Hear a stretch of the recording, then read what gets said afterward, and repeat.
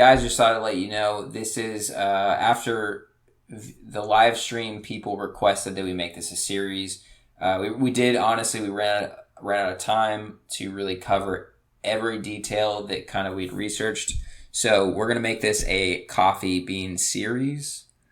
And I'm tacking this on the beginning of this episode to let you guys know that, there might be a lot of questions after this episode that we will get to further down the road. So enjoy this podcast. It is the first in a series of an episode on the coffee beans. Enjoy. 5, 4, 3, 2, 1. Welcome back, everyone. I know it's been a little bit of a wait and you're really tired of checking your inbox, checking your notifications, and not seeing that we released another podcast. And I do apologize about that. But I promise you today will be not only a thought-provoking episode, but it'll hopefully fill that void, that bean-shaped void in your hearts that you guys have been waiting for. And I promise with this show especially, it is not a light show today. It's a pretty dark roasted show. And I'm telling you, if whatever you guys think of me, know that I will always be honest with you and upfront. And it's a viewer requested show today, because I personally don't want to talk about it, but I am a man of the people and will always strive to better myself and, of course, do what's best for my viewers. And so today our topic is going to be about coffee beans, which is a very contested and highly controversial topic within the bean community. But I'm going to give it a fair shake, give you my honest opinion, and then we'll go from there. As always, with me, we have Chris. You know him as the youngest person to win the Beano Award for his bean advocacy in the Lima Uprising of 2016. Chris, how are you tonight? Doing good. Thanks, Joel. It's good to be back with you guys again. Yes, with the bean advocacy, I've been really busy with that.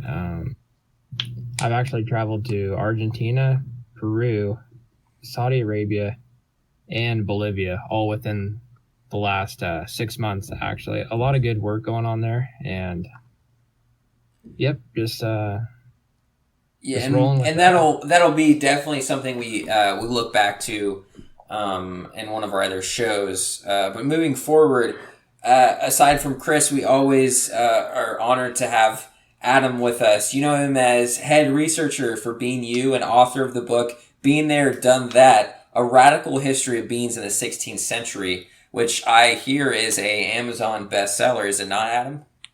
You are correct, Joel. I've actually been dabbling into a little bit of green bean sommelier services at Bean U. Still getting some people signing up for that, but very excited to be on the podcast and talk about today's topic. Yeah, so viewers, don't worry. We're not going to immediately get into the main topic, which, aside from the whole question of are coffee beans considered beans or not, I mean, the name is self-explanatory, but there's more nuance than that. Fortunately, we have some smaller topics, of course, to kind of at least to just break the ice a bit. And I know for Chris, I know he wanted to make sure that he started off light, fresh. He's a little more idealistic than I am. Where he's gonna kind of go through the methods of making coffee, since he is an aficionado of coffee. To say the very least, we have so many different types, so many different ways to do it. I think before we get into the meat of coffee beans particularly, we kind of should know where it's at currently in our society. And then later on, we kind of get a little bit darker with some of the, let's just say, we delve a little bit deeper into how coffee is not necessarily the best side of the bean world. And Adam will take care of that. And then we'll just kind of dive deep into our main topic, which is the coffee wars. And I think if you take away nothing from today, I would definitely listen to the last bit. The main topic is something very important to me. You may disagree, and that is completely fine. But I cannot stress enough the importance of this coffee war, not only to those in the bean community, but also to the world at large, really. If beans is something that you don't care about, that's completely fine. But if you by chance are someone that your friend's like, hey man, I you should really listen to these guys. I really like the direction they have. I would recommend you skip to the time code in the description and just listen to the main topic. And I promise you, you will not be disappointed. Chris, why don't you take it away with some of the coffee things? And I know people are going to say, why, with such a dark show, are we going to the basics of coffee? And I'll tell you this right now. There is no reason, to be honest. I definitely wanted to start a little light, of course, and something that really doesn't matter at the end of the day, but it actually does matter to a lot of people, especially those who blindly love coffee. It is extremely important, extremely nuanced, and Chris, I tasked him with doing this, and he was more than happy to help me out. So, Chris, why don't you explain a little bit of the methods of making coffee? Sure thing. So this has been brought to my attention that this is a lot bigger debate than I think it should be, honestly. As is with everything coffee. Yeah, pretty much. The whole bean coffee versus the pre-ground coffee. Let's go ahead and start with that. First of all, what do you guys prefer, honestly? Do you guys have a preference? I don't drink coffee, which I'll get into a little bit later, but yeah, I don't drink coffee. What about you, Adam? I think I might be more of the pre-ground guy, just due to the fact that I'm all about the convenience of coffee. Just where it's at in society right now, and having the technology to do that, I think it's just more convenient for someone like me. Chris is probably an instant coffee kind of guy, huh? Yeah, that's how I see it too. Like, there's such a deeper debate into it, and I don't understand why. I see it as all like convenience versus freshness, I guess. It's like when you go to the Italian restaurant, do you want the store pepper? Do you want some man to come over with a long pepper, cutter? Just so you want the pepper, Yeah, the whole body size. Who knows how long it takes before he gets to the table and does that? I mean, if I had the thing of pepper right there, it's like it's right there at my hands. It's like I can take care of it right there. But yeah, honestly, there's no debate behind this topic except for freshness and like convenience. I mean, that's about it. It's the same. It's generally the same price, for what I understand. Yeah, exactly. But yeah, speaking of prices, this is probably something we'll get into later into the debates. But yeah, I heard there's this one coffee that's like $400 per kilo. It's kind of ridiculous. Oh yeah, Adam is very fond of this coffee. Kopi Luwak coffee. Definitely. Yeah, don't even get me started on it. Yeah, the thing is, I'm gonna get you started on it, just not right now. Going back to the ground versus underground, there's such a divisive rhetoric on both sides, unnecessarily. It's like, it's coffee beans. You guys need to calm down. But that's just the tip of the iceberg, because then you go into coffee makers, cold brew, French press, Chemex, AeroPress. Half of these I didn't even know existed until you brought it up to me, Chris. Yeah, I'm just a standard coffee maker guy, but all these other coffee machines out there are just absolutely ridiculous. We had this machine at my previous job before I got into the ambassador role that I'm in now. But yeah, there was this Starbucks machine there that was like $10,000 or whatnot. I mean, you just basically make one cup at a time. Those are nice and convenient. $10,000 is nice and convenient, huh? I mean, just like for the cup. Oh, the cup is $10,000. $10,000. No, the machine. We're talking about the machine here. No, the machine. I'm gonna tell you. You know how many kilos of pinto beans you can buy with that? $10,000? Probably a lot. Let's talk about limas, huh? How many limas can you get for You 10,000? can That's get the real question. definitely These are more than a actual few. bean issues. These are actually bean issues, and I don't know why we're spending time talking about coffee beans when it's not even a bean. All right. Okay. Okay. Yeah. So It's I a guess bean. we can kind of sashay over to the next topic, which honestly, if you listen to this whole episode, you're going to be like, there's a definitive line that we're about to cross where we go from, yeah, we're kind of poking fun at coffee, ground, not ground, different place to cook it, and then go, oh, it got real.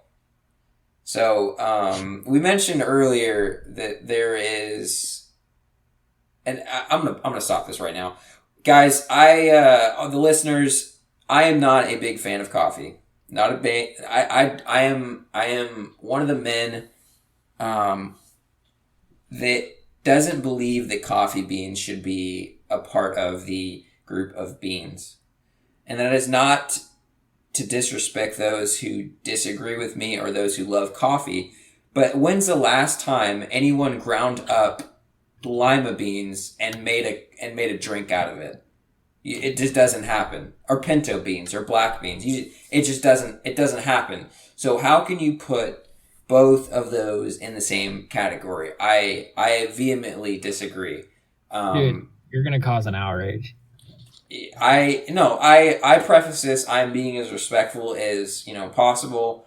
But Adam, I really, really, really would like to hear your take on this. On the rampant animal abuse with this particular coffee from Indonesia. Yeah. So you're talking about the Kopi Luwak coffee. So first had it when I actually traveled to Bali. It's pretty good coffee, but they don't tell you kind of the backstory of it. So like any type of capitalistic society, you're going to find a way to abuse it. So the Kopi Luwak are these little tiny animals that supposedly they have voracious appetites is what I've been told, and they're nocturnal. But what they're actually doing is they're caging them up and force feeding them unripened fruit, the coffee fruit, and more or less it passes through their system, and then they grind that up. Now, hold on. What does passing through their system mean, Adam? I'll let your imagination run with it, but it's in the mouth and out the butt is more or less what it is. It's fully digested, and it comes out, and they wash them, and then I guess they just grind it like a regular coffee bean. I just ordered it while I was at the resort. I was in Bali. But I assume it's just the standard process. Who paid for that? That was Bean U that paid for that one. We were out on a retreat doing some research work out there. Apparently, there's some new type of beans that we're trying to experiment with, and the Indonesian environment is perfect for growing them. So, if you're ever out there, just ask for some Bean U locations. You might get to try them out. Dude, Bean U supports animal abuse. I see it in the headlines. Yeah, you might not want to let people know that on Bean U Dime, you were buying that coffee. Okay. How much did you say, just as a last point? How much was it per kilo? I think Chris mentioned it was 400. My cup of coffee was $60, but I think per kilo it's about 400. That's absolutely insane. Yeah, some places it could actually be 700. Wow. So we're here at Bean Talk. We still are working on, of course, this whole format, the transitions between stories. Really, and I want to of course let you guys in on a little bit of the background process of this show. We really we speak from the heart. We're passionate about beans. Unapologetically, we're passionate. The last 20 years have been very, very, very heartwarming. The community that has evolved from a kind of a background noise to a full-fledged movement, really, and an appreciation, a reverence for bean culture. And that's why, I love Chris and Adam so much, because they're with me on this journey. this important journey, which is why it is important for us to speak out against beans that, that aren't the most ideal, that have their issues. Their history is a little muddy, and it's important to know the history and really kind of see where it's leading. And I apologize, of course, to Adam and Chris for the next bit. I'll be kind of monologuing here. I'll try to get them in every once in a while, but of course, this is really after discussing with them, they're like, Joel, we want you to take a step back, really think about your thoughts, and we want to give you the floor. And I appreciate them for that. So the main topic of tonight is going to be about the coffee wars. Not only is this the most important, in my opinion, most important topic of tonight, but it may be the most important topic of the last decade that not only affects coffee enthusiasts, bean lovers, the whole subculture war, but it honestly, it affects every living person on the earth, really. It's not only an American issue, it is a worldwide issue. And, a lot of you may be asking yourself, Joel, you sound absolutely insane right now. I have no idea where you're going. I have no idea what you're about to say, but I'm pretty sure I should check out now. And I urge you to not check out. I urge you to stay and listen, because, it's about to get real, So, coffee wars. Many of you guys, Chris and Adam, I know I've talked to endlessly the last several years about it. And it started off back in the day as a war between the major brands of coffee. You have, of course, your home roast, it's been, a staple in American households. Adam, like he said, he's more of a ground type guy. Chris is, just, experimenting a bit. But the last decade, you have a real resurgence of Dunkin' Donuts, Starbucks, McDonald's, with their McCafe. All these gas stations that sell various brands of coffee. Literally everywhere you go, there is some form of coffee. And before you blink, these companies are springing up all over the place. Adam, I know where you live, there used to be no Starbucks. How many Starbucks are there just in a mile radius of where you're at now? Well, I think there's actually 3, and I think 2 popped up on BNU's campus last year. Exactly. That's what I'm talking about. And of course, Chris, how every time you're on BNU, what are the lines like at these particular places? Dude, they're ridiculous. From the time you order, from the time to the time you get it, I mean, it could be like 10 minutes. Honestly, it's just crazy. I drive by all these other restaurants and a few cars here and there, but I mean, with the drive up Starbucks, you're talking about cars lined up around the entire parking lot. And then the lines that are inside on BNU campus, they're backed all the way to the door. It's the craziest thing I've ever seen, and it's just exploded in the last 3 years. Exactly. And what I'm getting with this is that coffee is influential. No other bean under the guise of all beans, no other bean in the world has that kind of influence, that kind of appeal. So when something like that is so addictive, so influential, you have to take note. You have to go, okay, why is this such a popular thing? Why is it everywhere I go? Because when you start to kind of see what's going on, I personally cannot help but be worried for this country, for this world.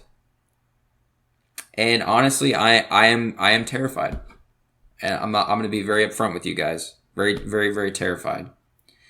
Many of you know 2020 is coming up, and that is an election year, a general election. And we don't like to get political here because there's way more important things to do than, talk about politics when there are beings in this world that need our help to be pushed, to be enjoyed, etc. But as many haven't really realized that Starbucks is kind of taking their game to the next level. And it's really quite ingenious when you think about it.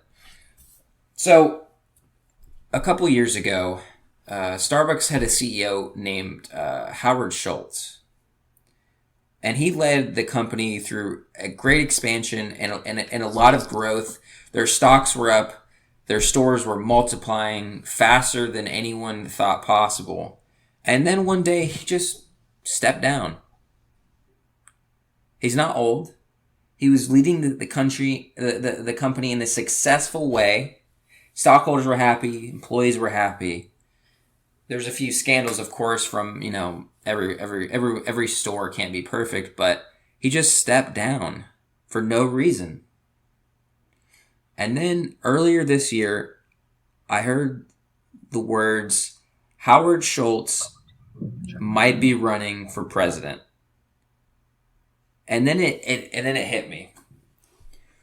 What if you have this coffee war, what is the one thing you can do to completely change the coffee war? Win it not only for you, but to also expand your company, expand your influence, and expand the wealth of your company, and really push the coffee bean agenda.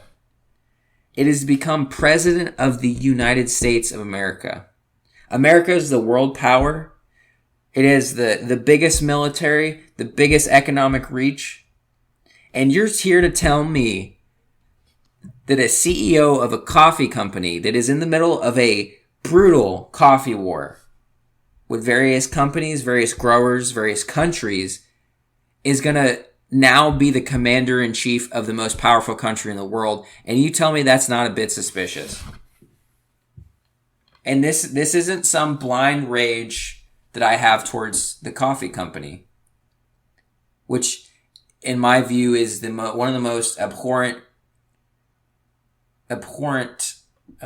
industries in the world, which we might not even get to with the rest of this episode. But I really want to hammer it down. Why would a CEO of Starbucks, guys, why would a CEO of Starbucks step down from a successful position to where his goal is to promote coffee? Why would he leave one of the most powerful positions in the coffee world for a commander-in-chief position for the United States? It's so different. It's such a completely different world. Does it not strike you as odd? No, from one powerful position to an even more powerful position. Yeah, I think if you want to look at it as a whole picture, those not in touch with the bean community and those not being on our forums may not see it as an issue. But I think it is, like you said, an abhorrent issue that is secretly happening. I mean, if you have someone who can control and seize those coffee bean markets and control it, which has a very strong grip on the U.S. People as a whole, and it's quite a cult phenomenon, like Joel was saying earlier.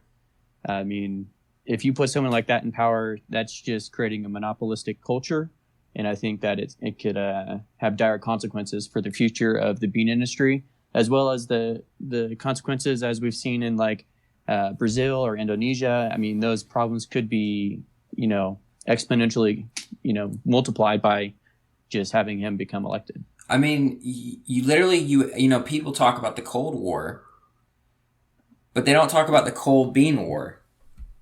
The cold coffee. Exactly. The cold coffee war, exactly. You have all these large countries that each grow and they're trying to sell to America, and you have American companies backing certain countries and certain plantations that use child slavery to pick their coffee, to harvest. You have animal cruelty going on to have certain types of coffee. All of these companies know that. Their whole thing is profit motive to expand the coffee bean influence of the hemisphere of the world. I mean, where does it stop? If a man is willing to use slave and child labor to pick his coffee beans to addict more Americans, to addict more Europeans. I mean, I'm constantly seeing online all these people like, don't talk to me before my coffee. I can't function without my coffee. Is that not a dangerous place to be in this world, to where you are so obsessed and addicted to this coffee, to these beans, that you can't function normally anymore? Your mind is twisted and warped by these companies. You'll give $5 for something that cost them 10 cents to make, that they paid some kid no money or some money as he sold into slavery to pick that coffee. And now the same guy that ran one of those companies is now trying to become the U.S. president.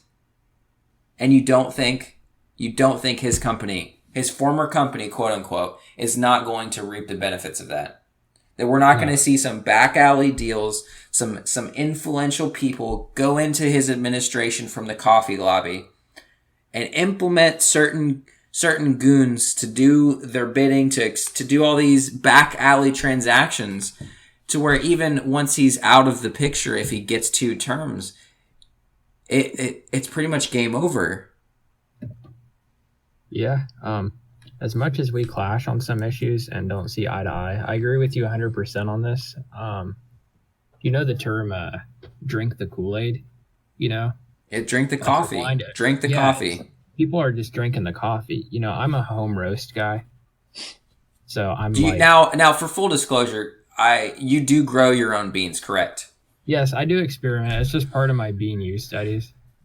So I do travel all over. I try different beans, and we're not demonizing those who are like coffee. We're gonna have links down below to those who have been negatively affected by coffee and are trying to get over their addiction.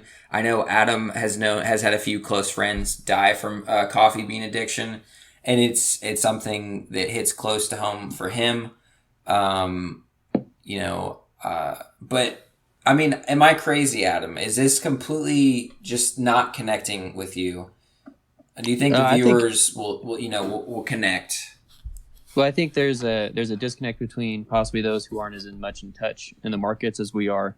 I mean, specifically, if we want to talk about the slavery dealings, let's talk about the country Brazil specifically, and let's just not leave it up to the air and make people think we're making this stuff up. I mean, specifically Brazil, there's multiple articles about people being, going months without pay and living off papayas and rice, essentially, down in there. So, I mean, we can't say Starbucks for certain, but I mean, they're exporting a lot of beans from Brazil, and a lot of companies in the U.S. are importing. So, this massive culture is really causing an issue, and I think the main heart of it is it's not even really a bean, and Absolutely. It's still it's getting its vibe as a bean when it's really just a fruit.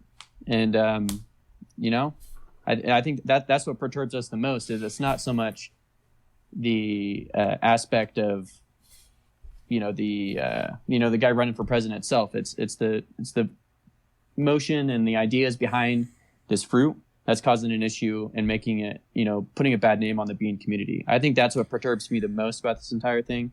Absolutely. Yeah. Because each industry has its own thing. Foie gras has also the force feeding of animals, and depending on your stance on animals, you may not see that as a proper fit, but that's where my concern's coming from. And I just want to we're gonna wind down the episode here. Obviously, this is going to be something that we constantly are going to be referencing, coming back to. As it is, I believe is a very important topic, especially as we get closer to 2020. It is super important to definitely keep an eye on things. But if you guys have any closing remarks, I would I'll leave the floor to you guys. I want to leave it on a little bit of a light roast because we've been kind of leave it. I don't want to leave a dark taste on their mouth. If you're a coffee drinker, enjoy it, and just make sure all your coffee beans are ethically sourced, and just enjoy it the way you see fit. If you're a McCafe guy, go get that McCafe coffee. If you're just a home roast, you experiment with the home roast. So that's my viewpoint. Chris, your thoughts? I know I talked your ear off here, and I know you're as passionate as I am, and I do appreciate, like I said, I appreciate you guys being on today's episode for sure. Chris, your thoughts?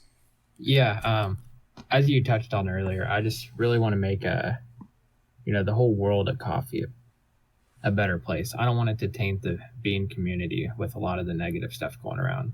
Like, there's a reason one of the countries I traveled to earlier was not Brazil. There's a reason I did not travel there. I mean, the governments have been in touch with each other and we're in talks, but we're gaining some ground, but just not enough. Just overlooking the important issues, Yes, exactly. But just keep striving to make the coffee world a better place. That's what I've been working on and what I will continue to work on. And I appreciate everyone that's listening. Again, thanks to Chris. Like I said earlier, third year of Bean U studies. He's still in the fight. He's still learning. He's ready to get in the real world. And of course, Adam, thanks again. Of course, the author of the book Bean There, Done That. Pick it up on Amazon or really wherever books are sold. And I'll see you guys next time. Have a good night. All right. Thanks for having me. Later, guys.